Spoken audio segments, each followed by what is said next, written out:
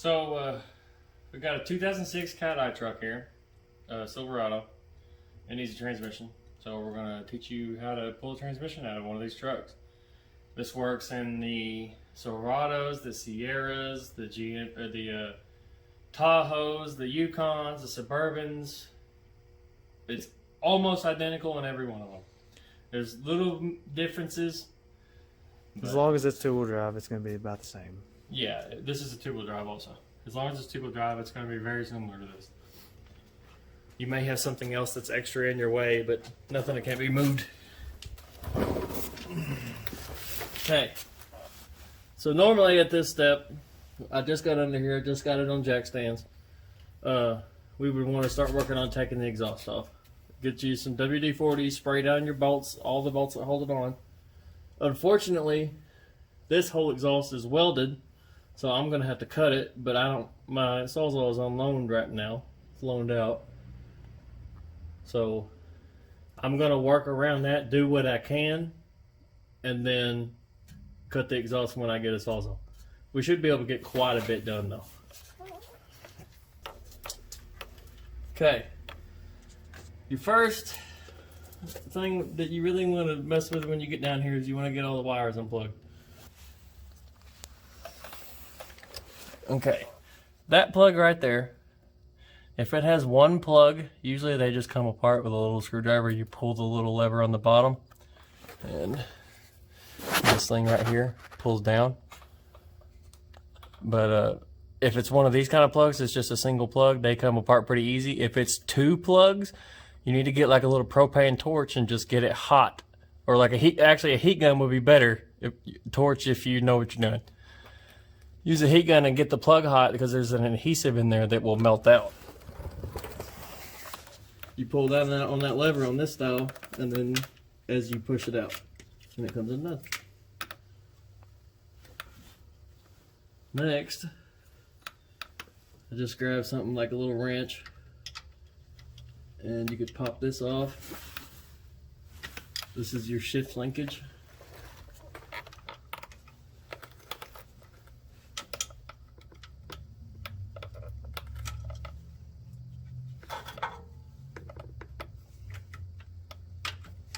Okay, that's off.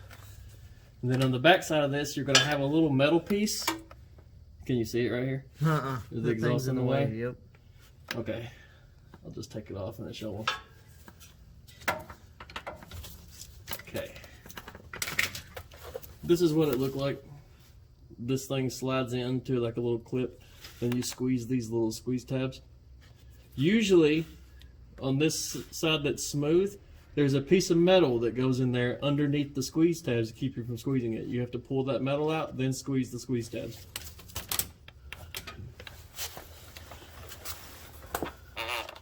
Next thing we're going to do is take off the O2 extension, O2 wires I mean. O2 sensor is what I meant to say. And get those from both sides.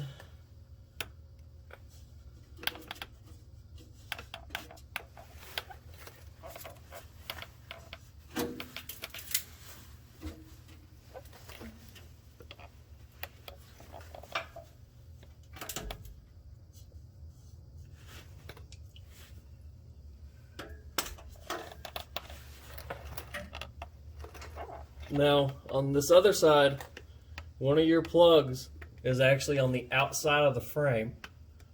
If you're having trouble finding it, that's because it's up here. And once you look on this side of the frame, it's super easy. It's just right in front of you. And then you got this one up here. Then you got another O2 right here. To the left a little bit more. Right here. And it has this little thing in here. You just pull this out, pull this tab up, pull it off, and there you go. Like I said, this one is welded, and I don't have a Sawzall, so I can't get much further on the exhaust. But this is where you would start taking your bolts out. You would have one junction right back here. Ow. a lot of welding wire. Somebody's not very good at welding. You got one junction back here with 2 bolts on it. I don't remember what size they are. And then you're going to have a junction on either side that connects to your manifolds, and you're going to have 3 15 millimeters on those. They really, really like to strip out and break off. Just spray them down with a lot of WD-40 and take your time.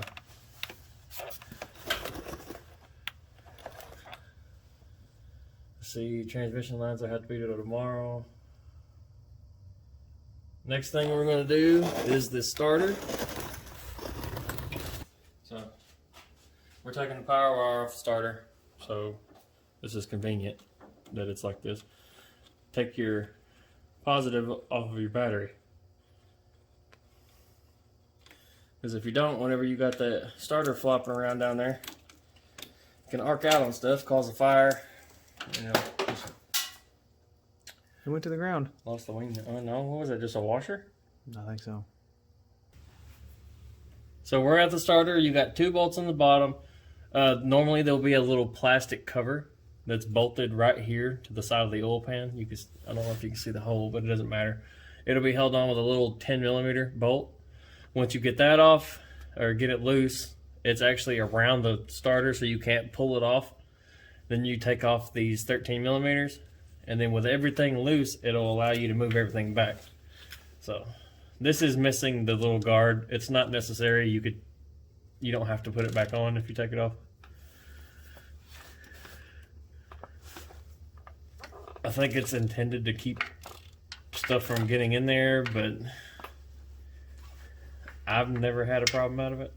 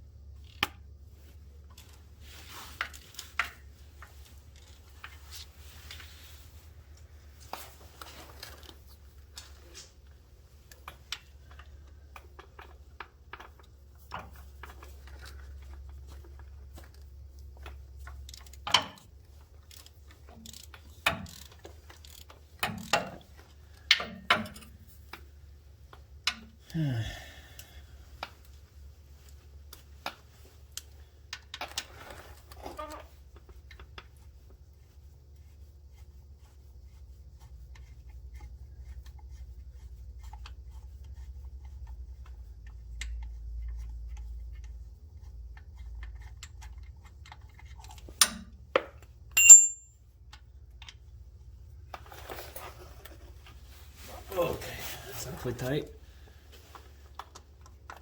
Okay, so got the bolts out of the starter. It just kind of sits in there. It's gonna wobble around about that much, even with that cover in there. So what you're gonna do is find one of your mounts right here. You can see it, and you're gonna go to the left side of that and back. And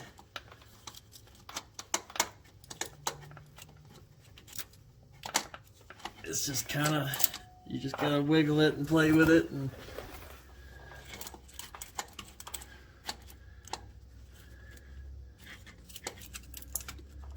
there we go.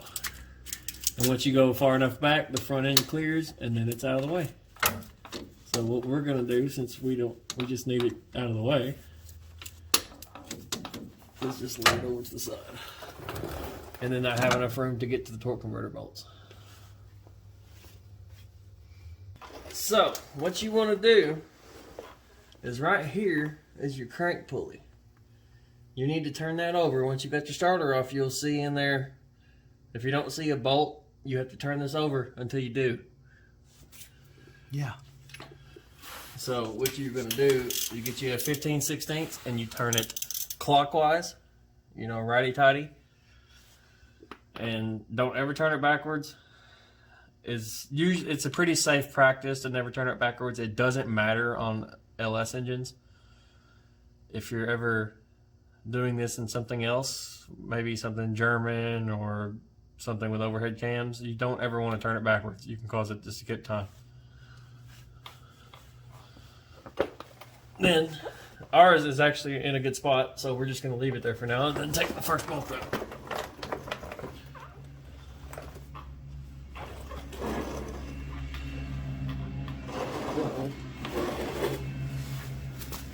Okay. So, getting in here. I don't know if you can see. Now, in the hole where you took the starter out, you'll see the flywheel teeth, and then you'll see the bolt that you need to get to. Usually, I use a deep well 15, but the end of it is ground to where it doesn't have that bevel to help you get the socket on. Can you see it? Mm-hmm. I grind it off where it's smooth. It's a little bit harder to get it on the bolt, but it'll also grab it a lot better, and you have less chance of stripping it out.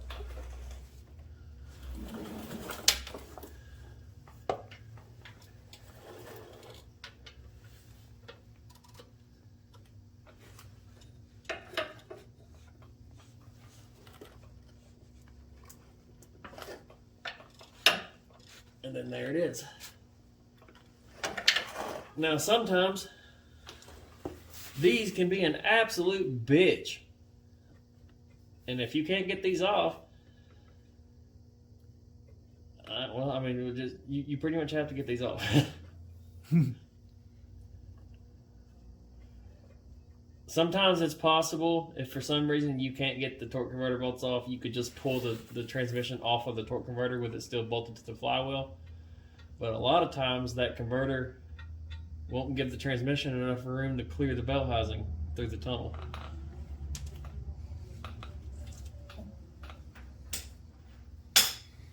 So it's kind of risky.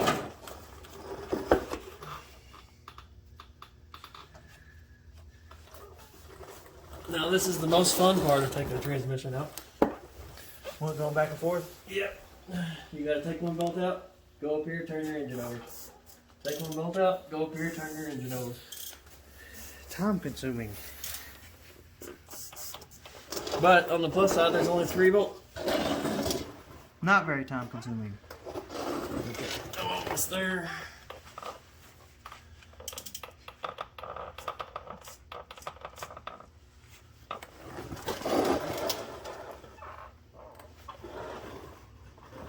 Now, whenever you're doing this, you'll probably find a spot that works better for you on where you put that torque converter bolt. I like it as high up as it can go, but the socket's still good on it. I don't know why, it's just always seemed like it's worked the best for me.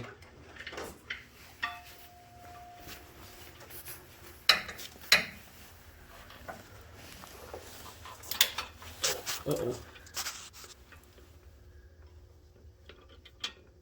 Yeah, I need to go back more.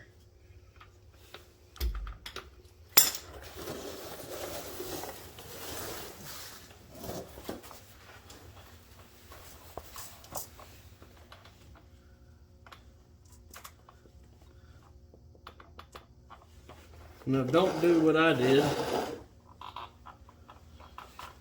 And really take your time and make sure you're not going to strip it out. Make sure it's fully seated on there.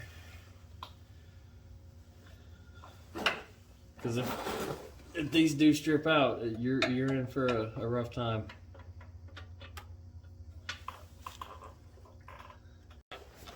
See, that one was a little bit more difficult, but it came out.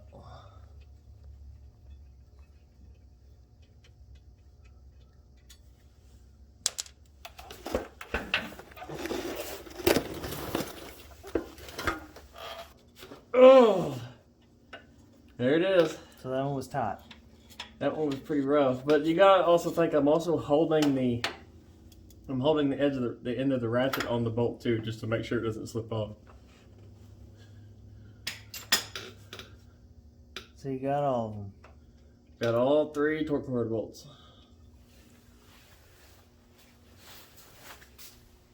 And then once you get all 3.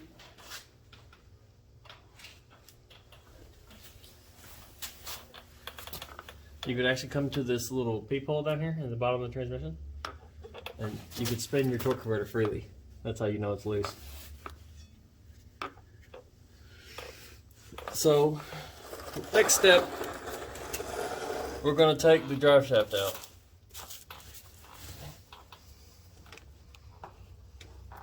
Damn, did you see this? This is like a 6-inch drive shaft. Big boy? It's a big boy. Okay.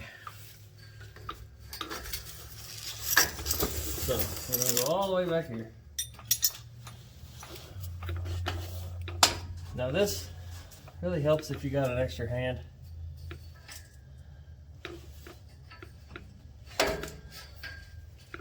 Not for the light. I mean, the light helps too, but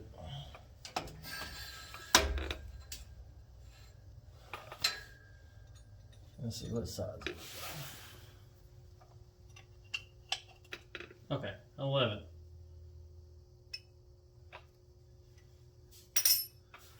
Or a 7/16.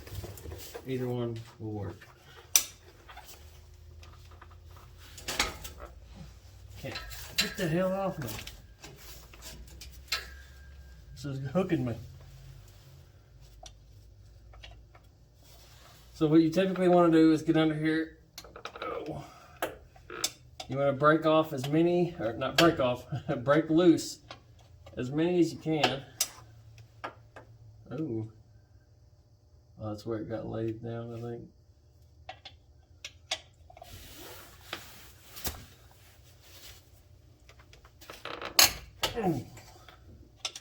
They could be kind of tight too.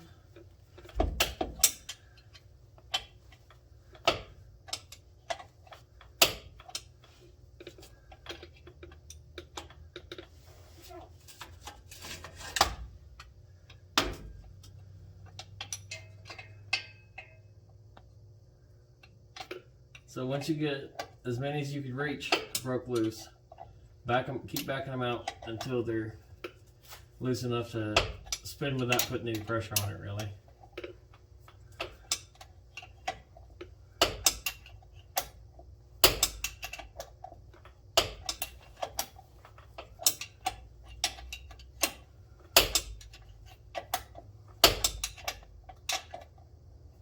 Usually they get loose a lot quicker than this.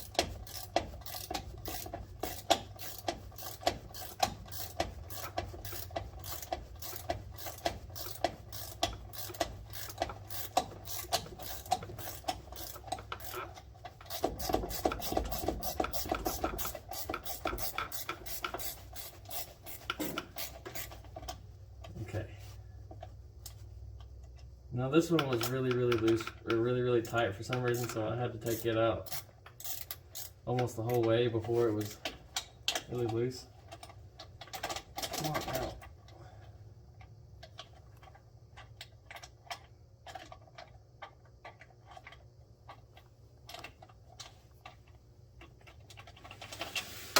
Okay, so now those are both almost finger tight.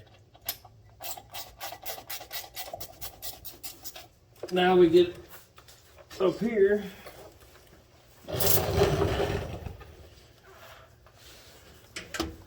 Okay.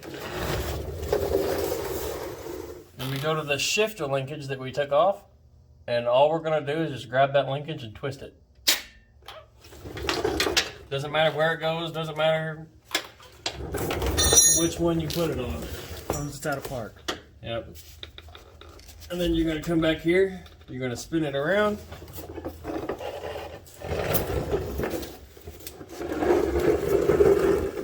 And you're going to back up here and put it back in park.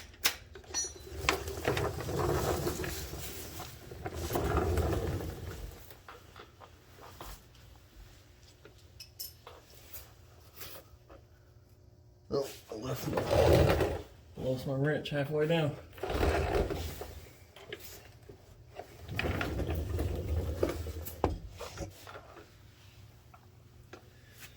So we're back here at the drive shaft. We got all the bolts loose, pretty much finger tight. Pull 2 of them loose. Pull out your U-bolt or your U-clamp. Then we'll pull the other 2 out.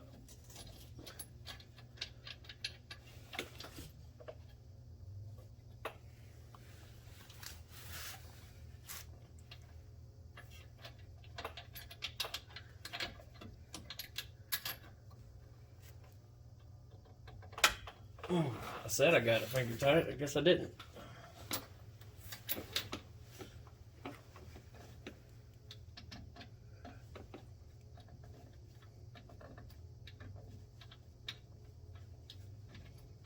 Oh, I guess it was just different fingers. Gotta use your strong hand. Oh my gosh. That is so old.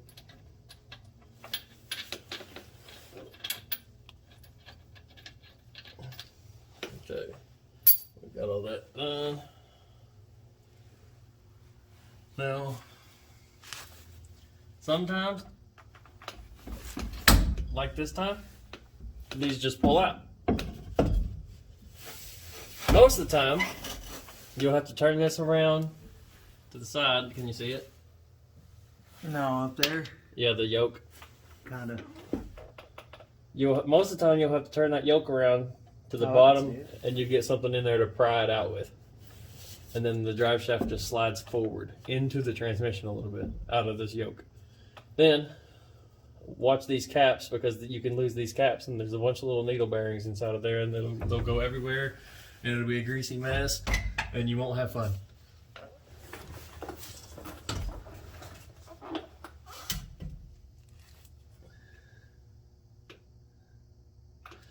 So I'm gonna go grab a catch pan real fast.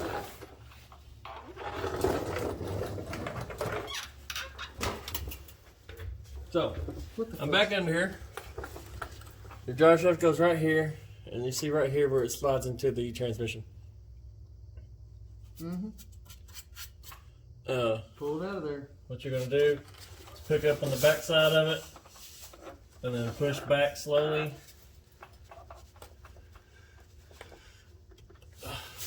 Sometimes it's in here. Yeah. Well, there's little splines that hold it in. And sometimes that could be a pain.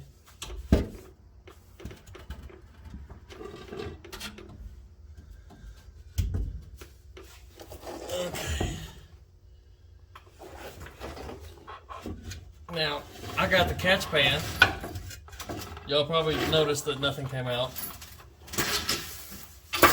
But it's really common that it does. Especially here in just a minute when I drop down this K-member, this Crossmember, which is actually the next step. So what we're going to do is we're going to take off this little clip right here for this wire. You should just need a little flathead.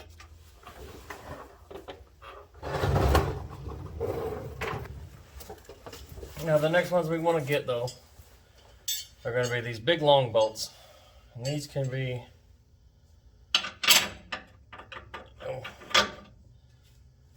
either 18 or 21, I believe. This one's a 21. And then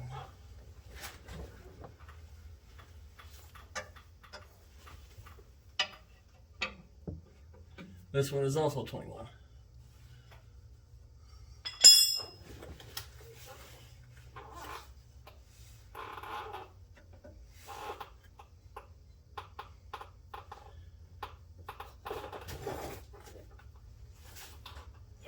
This is gonna be rough.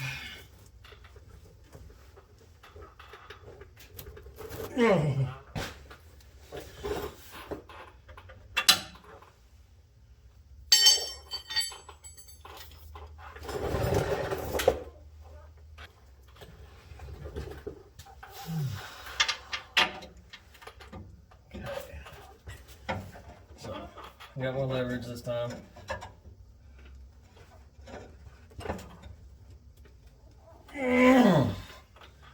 These are going to be tight.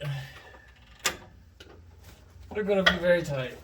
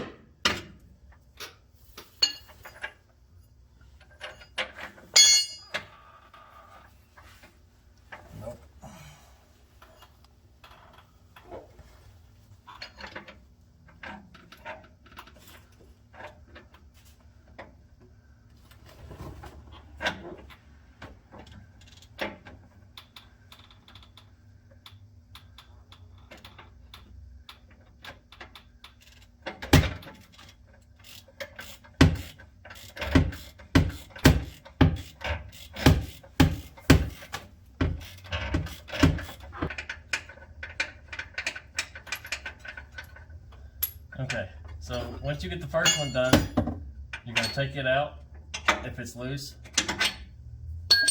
And then we're going to break the second one loose, but leave it in there.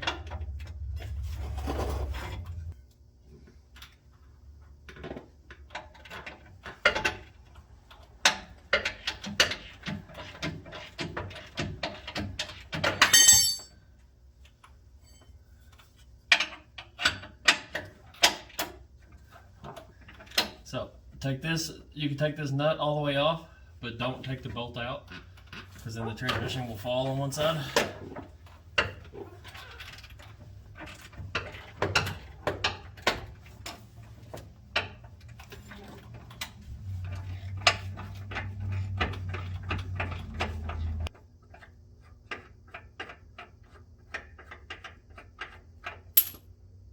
Okay, don't be fooled.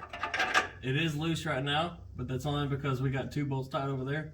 As soon as you loosen 1 bolt over there, out of over there, this falls. Don't be a fool. Leave the bolt in.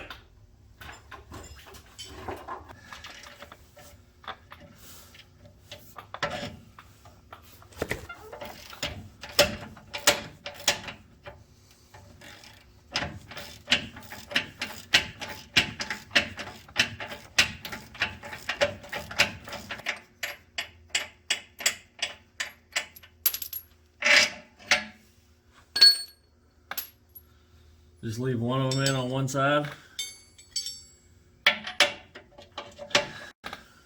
Typically how I do it.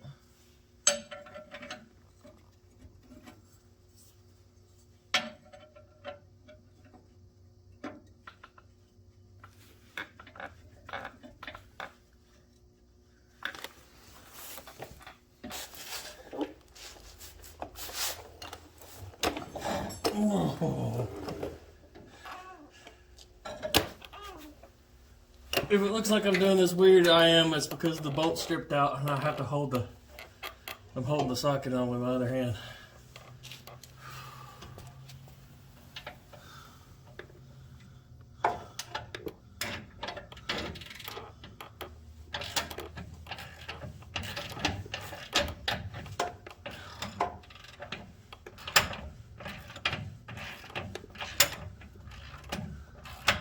Hey look, this thing still has cats. Mm-hmm.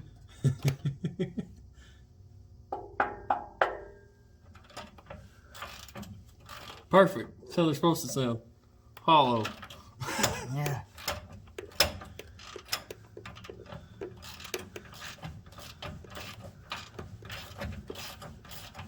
Those are the not California approved cats.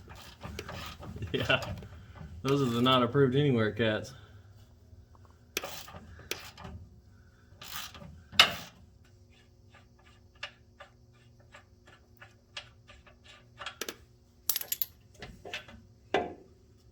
Okay.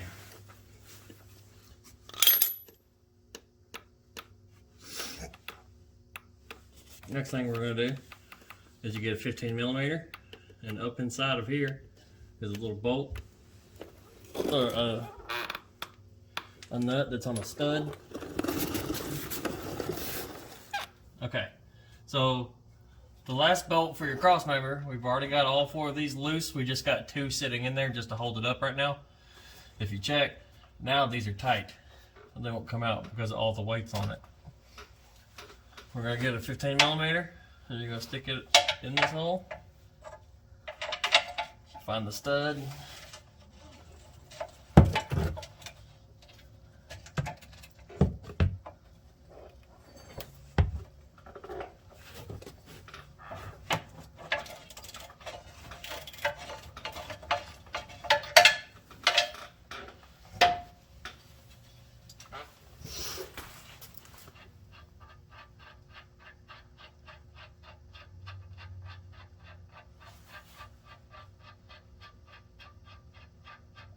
It's such a long stud.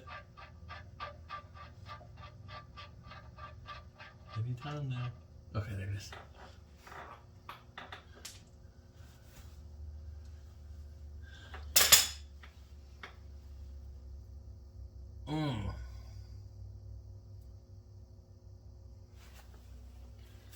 So for this part, you usually need help. Or a jack. My jack is currently holding up the back of the vehicle right now, so...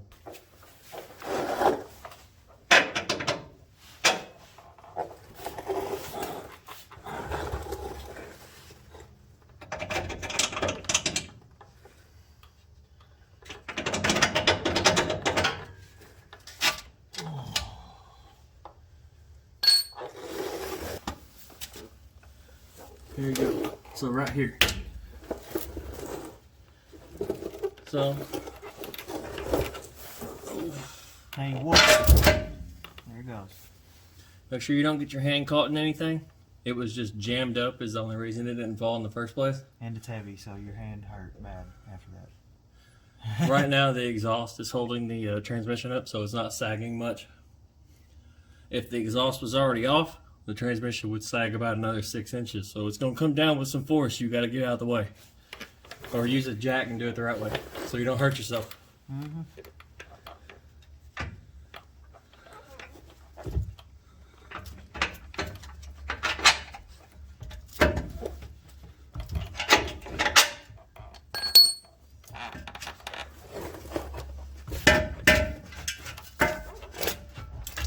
Oh, I forgot to put that.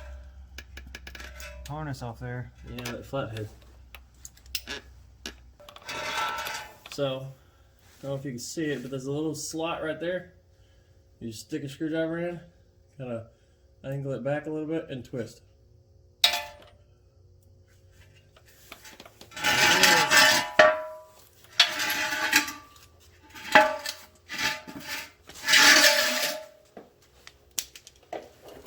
So, next step, we have pretty much everything done except the exhaust and the transmission lines and the bell housing bolts. So when we come back, we're going to be cutting the exhaust. It's going to be tomorrow for me. It's going to be in about 10 seconds for you. So let's get this done. So we're down here pulling the transmission. You got to make sure you get these lines out. Once you get your exhaust cut, you see we cut our exhaust and installed headers. That's not going to get in the way of us. But we also cut our factory exhaust. And we got it all out of the way. Once you get your factory exhaust cut, you can take these lines out. You'll have these blue little snap rings, and you'll see they'll end at some point, and you just grab a little small flathead and pop it out. Make sure you don't lose these, because if one of them pops off, they're very hard to find. After that, you'll have a bolt back there. You can see it. It'll have a 13 millimeter nut holding the dipstick on, and then a 15 millimeter bolt holding the transmission in. You'll have another bolt up at the top of there that holds this bracket on. This one's kind of hard to get to. You need about 3 foot of extension, and you need to come in from the tail shaft, so all the way through the top. And then you got 1, 2, 3 on this side, plus the one on top, so we got 4 on this side, or the one up here. And then you have actually one on the very top on some models. Some models don't have it. You'll just have to check. And then this one that is right here is just a dead hole. There's nothing there. That is your top bolt. There's supposed to be a bolt there, but this one didn't have one, so I'm leaving it out. Owner doesn't care. And then you'll have this bolt, and then that bolt, and that bolt right here. You pull all them out, make sure you got a jack near the front of the pan, because it will be front heavy because of the torque converter. Have it about right here, and then break it loose with a screwdriver off of the motor. Slowly lower it down as someone lowers the jack, and then you'll be good to go. It'll come out nice and smooth.